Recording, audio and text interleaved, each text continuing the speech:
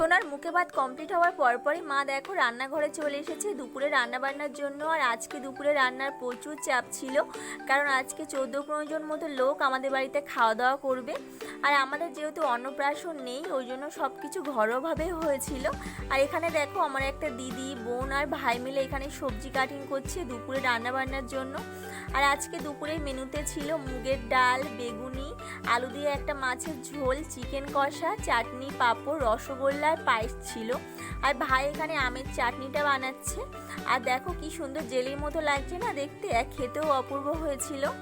মা এখানে দেখো কাঠের জালে চিকেনটা রান্না করছে, আর চিকেনটা খেতে একদম অনুষ্ঠান বাড়ির মতো হয়েছিল। আমার তো খেতে খুব সুন্দর লেগেছিল। আর খাওয়া দাওয়ার ভিডিওটা তোমাদের সাথে শেয়ার করতে পারলাম না, কারণ সোনা ঘুম থেকে উঠে গেছিলো, উঠেই খুব কান্না করছিল। তো ভিডিওটা যদি ভালো লাগে অবশ্যই লাইক করো আর চ্যানেলটাকে সাবস্ক্রাইব করে দিও। দেখা হচ্ছে অন্য একটা মিনি ব্লগ নিয়ে। বা